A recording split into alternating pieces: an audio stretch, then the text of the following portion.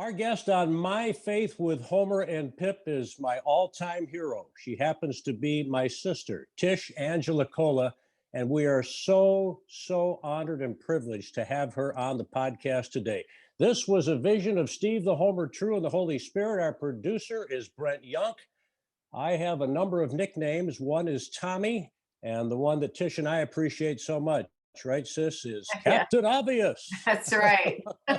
Without further ado, we always tee it up with Homer. Go right ahead, buddy.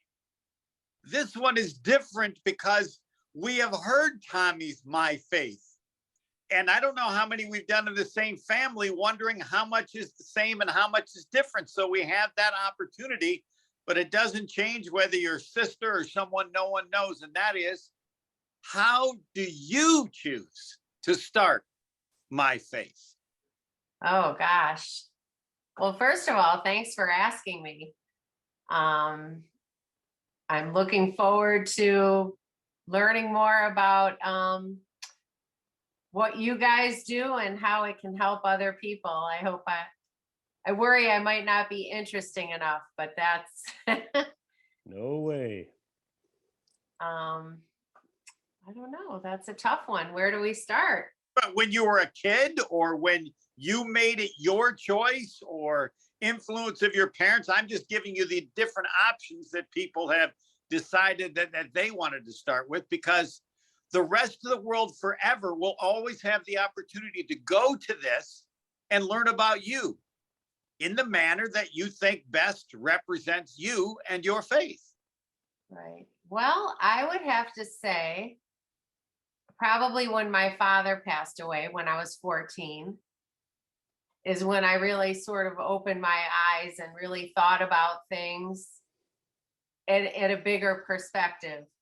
And Were you I was God? Had you never thought about it? not really. I mean, I had gone to church, certainly. My mom, we were raised Greek Orthodox, so it was very ceremonial, and there was lots of incense and, really great icons and stuff like that. But I never really thought much about the words. But then when my father passed, I think I chose faith because it gave me peace. So it was a little bit selfish, I guess. But it did give me peace to think that there was more, more for him. Maybe he's with me, maybe, you know what I mean? Stuff like that, I think. Well, no, I want to emphasize there is no correct answer. Your answer, our fascination, mine is that whole process of how did God let this happen, or there must be a God, or it's all. Oh, there was both. Letting it in on there how yeah. you. I think I've had both those conversations with God, quite frankly. I consider myself more spiritual in a way than necessarily, religious. What is religion, but and yes, I have questioned many times, like, you've got to be kidding me, how can this be? And how much, how people would say, well, God only gives you what you can take. Well, stuff like that. I've questioned a lot of, but at the end of the day, I think I do find a lot of solace and peace with faith more now at 53 than I did at 14, because there was that questioning period between, I would say, 14 and 25, where I felt that it gave me a lot of, again, peace and solace. And other times where I was a little bit resentful. Well, why is this happening to my family and not, and how do I handle it, I guess. How did he answer? I wish I could articulate exactly how he answered, but I think because he gives me strength, I guess. It can't be coming from me because it's been tested frequently. So I think without that, it would be really hard without faith. and without, wonderful people in my life, without my brothers, without certainly my mom. Can you explain that strength? Uh, I mean, my, you still buy in. Some people they don't buy in. Forget it. no, but you know what? I buy in a lot more now than I ever did, which is interesting. And because what do you buy in? What? I buy into if you're a good person and you do the right thing every day, you should go to sleep at night and feel good about it. I feel good that I spread it to my children. And I think spreading it to them keeps me in check, do you know what I mean? It's kind of, it's bigger than anything. You know what I mean? It's not tangible, but it's bigger than anything. And I think that is what gives me the strength to keep going and try to give back and be the best person I can be. I think it just feels good not to fight it. That's what I think, because I I'm not exactly Tom has the patience of Job, my brother. I mean, God bless him. I am not always as patient as Tom. I'm a little hot-headed. What did you fight? What did you fight that at some point you decided to stop fighting? Because it was getting me nowhere. I mean, to be resentful of what life is handing you, whether it's, the death of someone or not having control over your children's choices or whatever it may be, I think fighting it makes everything harder. I think if you feel it, and again, faith is kind of, it's a broad spectrum for me, but it can be all good if you just relax and let it be. Do you know what I mean? Well, I do, but greatest strength that everybody should realize is his ability to give peace to people if they just are open and ask for it. And he doesn't do it the same with everybody. He does it differently. But there's one thing I can guarantee, that he will give you peace regardless of how bad. If you're open and you ask at some point, I don't know how, I don't know when, but I think he's 100%.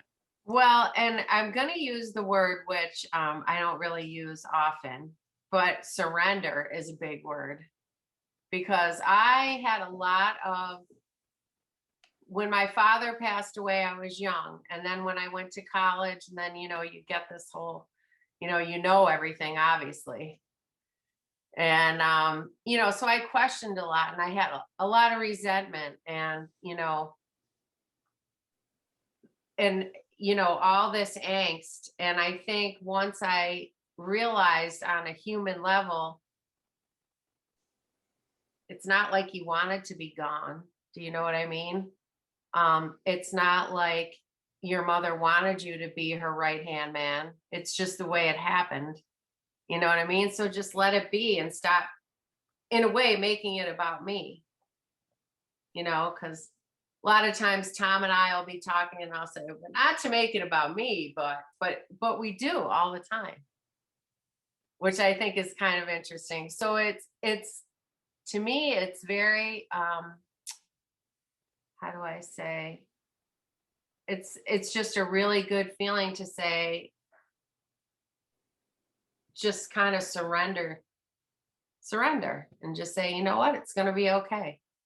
Just be a good person. Just, give to others. Just make yourself available, and everything falls into place for the most part. Do you think people notice a difference in you or not?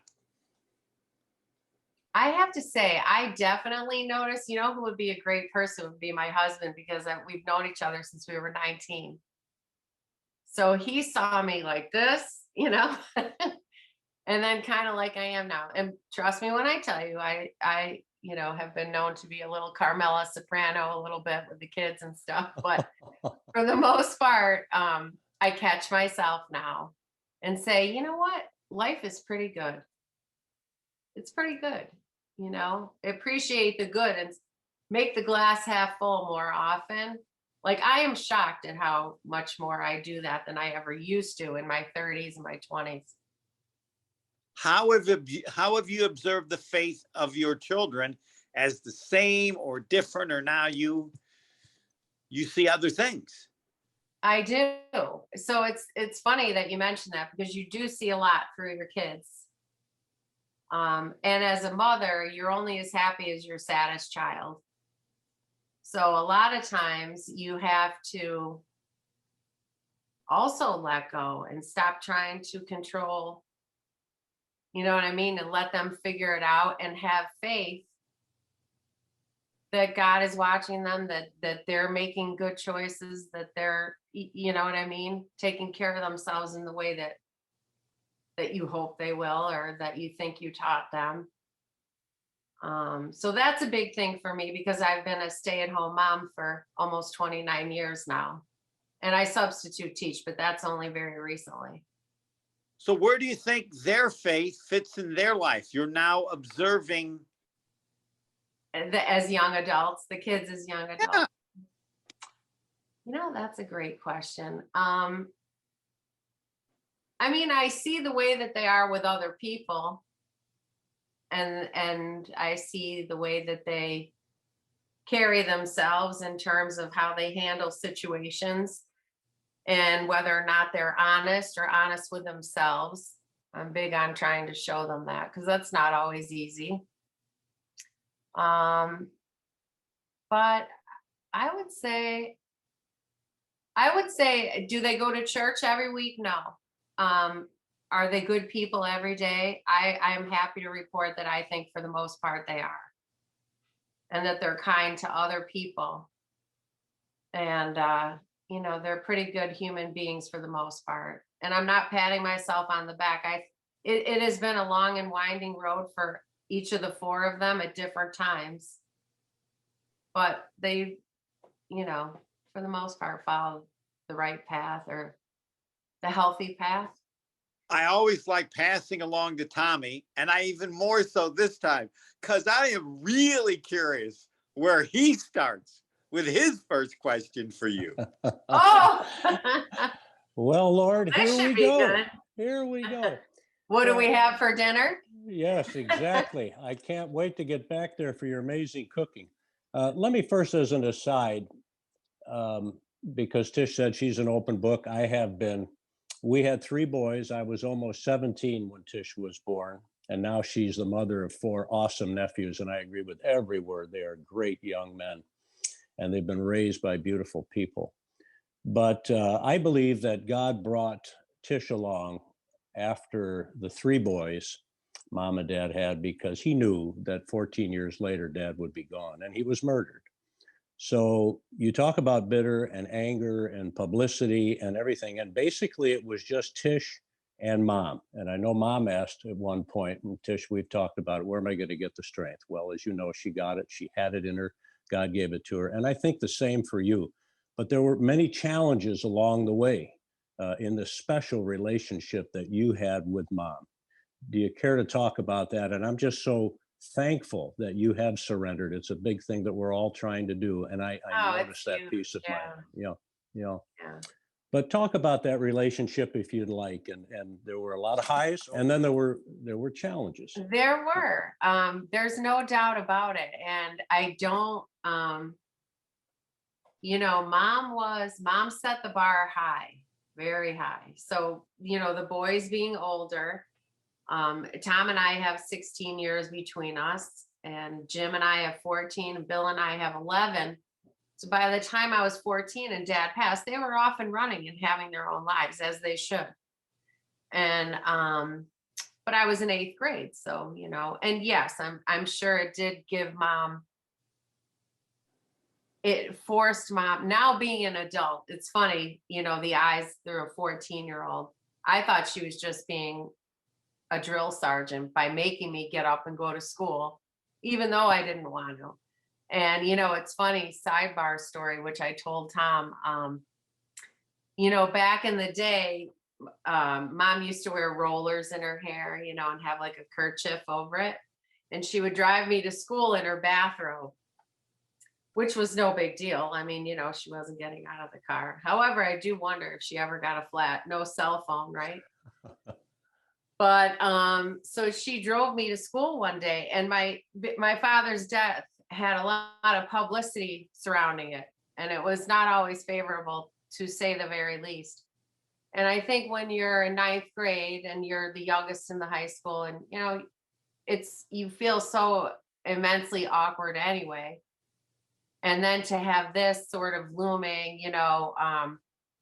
you just kind of, it was embarrassing. So this one day I said to mom, no, I can't do it. I'm not getting out of the car. I don't want to.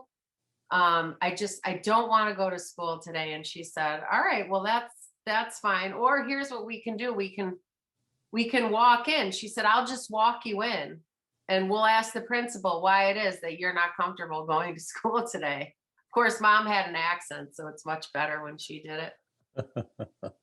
And I remember thinking, wow, that, mom is how mean, how heartless, how cold. But I bet, now being a mother, how hard that must have been for her. Mm. So, luckily I brought these. I've got mine. But so just knowing as a mother now, all those choices she made then made me who I am, because she forced me to put my big girl pants on and go to school and be a good person. That there was no excuses. You're not going to stay home because you're embarrassed. You did nothing. You put your head up and go to school. And so where in today's world, it would never happen, with people and raising their kids. I'm so grateful. And there were great times, especially when I was older, before I got married. We did some traveling, and that was more of like friendship fun. But until I graduated high school, it was really about her telling me, I'm not going to put up with, you're going to have to be strong, and you're going to, without it, I don't know if I would have a 30-year marriage or have survived some of the things I've survived, with my kids, or emotionally, without those tools she gave me for my toolbox back then. Mm-hmm. So yeah, there were some great times, and there were some times where I was like, oh my God, do you have a pulse? Mm-hmm. Mm-hmm. But in fact, I think it was the harder choice. And maybe, as you say, she had to do some of that to survive and thrive in the midst of everything that she went through. And yet again, I come back to that surrender. And I do believe you're one of the most spiritual people I know, the rock of our family. I think mom used to say, and Tish will say better, I'm paraphrasing, that you can tell the character of a person by the friends he or she has. And my sister has more friends than I ever had TV viewers, believe me, and they are full of love for her and support.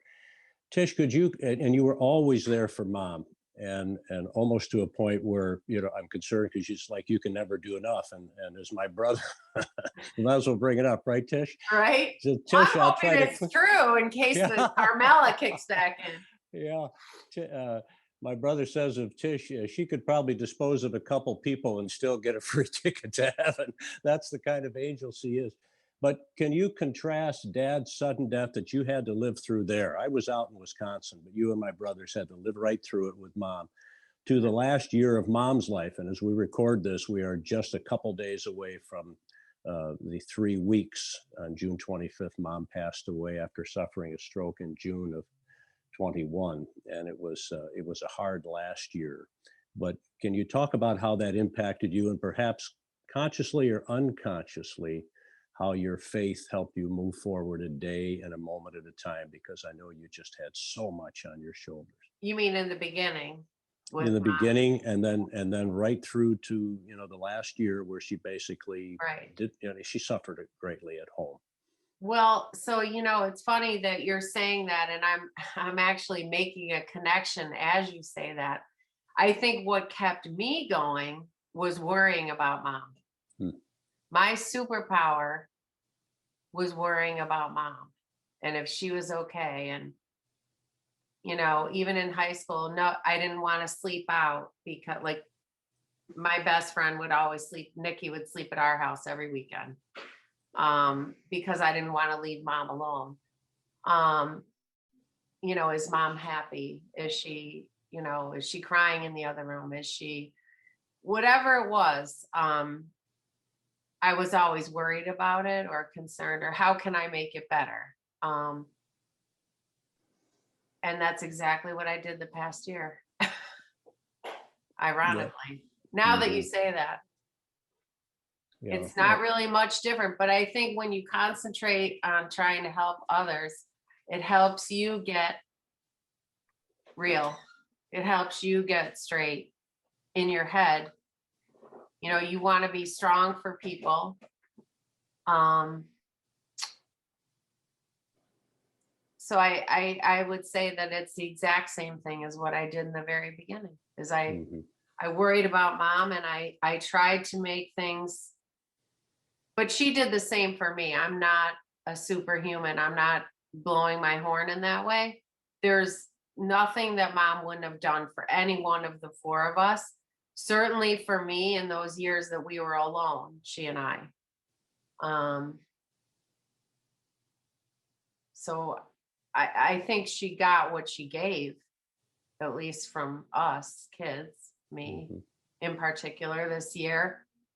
I mean, nothing's good enough for your mother, So there were a lot of obstacles in terms of this past year with her being ill and having home care. That was really hard, I thought, I mean, Tom and I must have put many miles taking walks. This person, I could feel talk about Captain Obvious. Mom was not one to sugarcoat in a way. Is that a good way? That's Captain Obvious. You bet. That is definitely. I mean, I could feel it, like she'd have certain caregivers that, Tom, and I'd be like, oh dear God, did they just say that? Or did they just do that? Or is mom going to say something, when she had less control over her verbiage, her filter or lack thereof. But I think that, and again, back to faith, and surrender, it just takes too much energy not to have those things in your life. Because if you do relax and just let it be, I think you find that life is a lot better overall. Overall. And you ran that ship for us with mom's home care. There was just so much that went into it. Tish, as you look ahead now, can you talk about, we've seen and heard, and to me, it's just so special to learn more about you in that regard and why you're so amazing. And you love self-sacrificially mom and dad when you were younger, and certainly your husband and my four nephews who I love dearly. Can you talk about how your faith will help you as you fill the void of losing mom? And I believe you said something very interesting when we texted recently. You said it's like, and forgive me if I'm off on a word or two, but she was my other person or something like that. Oh yeah, she was my person. Yeah. I know it sounds cliche or like a word that people might use or a term that people use now. But she was truly my person. I think because, and yes, I married, I had my children, and mom was really cool about, she never got involved in Tom and I's, any arguments we might have had, or, once in a while she would get in about the kids or something like that, but it was mostly taking their side, quite frankly. But I think, I'm going to have to, I still feel like I'm missing a limb right now, or I don't know, because who am I if I'm not worried about mom? Or is mom lonely, or is, you know, even before the stroke, you know, oh, it's Sunday, I don't want mom to be alone, you know, come over for dinner, whatever it is. I can't explain it. It was like part of my brain, and now that's gone. So that's weird. And I think if I don't have faith, I'm going to really end up in a super deep depression. I could tell you that. So I'm going to try to avoid that at all costs. Well, in my humble opinion, as your brother, and again, you are my hero. Who are you? You're a spiritual woman. You're an incredible mother and husband, as I alluded to before. And you are someone who loves other people, and you love self-sacrificially the way Jesus did. And a lot of us can talk about it. We can go to mass, we can do rosaries and chaplets, and that's all good. But the bottom line is to live it, and that's what you do. Homer, I'm going to kick it over to you, buddy, if you have anything else. You think I'm going to add to a brother talking to a sister? No way. Like, come on. She can respond as she wishes. I'm out of it. It's brother. It's over. This, you got a response to what he said? Which part? Oh, about, well, whichever stands out from what you heard. I would ask only this. I asked everyone, if you had 30 seconds or a minute to tell someone who's curious about your faith, about the importance of the faith, and you only got a minute, how are you going to use that minute to let them understand you and your faith? So I would think that especially people who know things that I've been through, whether it be with my parents, or, I mean, and everybody has a journey and everybody goes through things. So I'm no different, you know, sometimes better or worse. I think without it, you have a better chance of just, you know, not experience life the way we're meant to experience it. I think if you give back I'm big on giving back. I'm big on that because it also makes me feel good, not because I'm some angel, but I think if you get out there and you give back to other people and you don't judge other people and their journeys, that you'll find yourself to be a much happier person and you sleep well at night. You know? Well, I can say the greatness of my faith is I hope one day you'll understand the number of people that watch this, that listen to it and go, I'm just like she is. It's exactly. I thought I was all by myself and no one else had the same kind of story. I know Tommy will agree with that because it's already happened so many times. And that's 100%. One of the great people just telling their story. Tommy, yeah. I'm done. Yeah, 100%. 100%. I don't know if there's anything more, Tish, unless there was something maybe that might have been on your heart or is now that you'd want to share, because I think you've done an incredible job. The good Lord was here with you and all of us as he has been and will continue to be. Anything else you want to add? Not really, but I think the most important thing to keeping your faith is to give it. If you give it, you have it. You know what I mean? It should be an ebb and a flow always, because again, once you do that, I think you'll find that there's a peace and a happiness that you never thought you could have. If you're good and you're good to others, it comes right back. Well, I've had some incredible experiences and always will with Homer and Brent on this. Tommy, we have a new T-shirt. Okay. If you give it, you have it. Yeah. Oh, I love it. It's true. Part of his brilliance. I've been dying for a T-shirt. Tom told me. Yeah.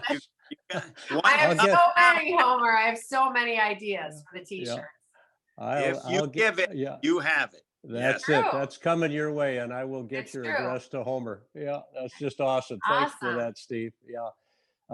Again, they're all special. We hope and pray that you're all impacted in a positive way as you make your way to and through the cross of Jesus, our Lord and Savior. For me, it'll never get more special than to be with my hero.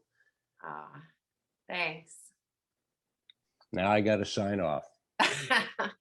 All right, Tommy. Yeah. So far, for my amazing sister, Tish Angela Cola, our producer, Brent Young, and the marvelous Steve the Homer True. I'm Tommy Pippins, AKA Captain Obvious. Thanks, everybody. God bless you. Until next time. Thank you, Thanks, Tish. guys. Love you. Thank you very much.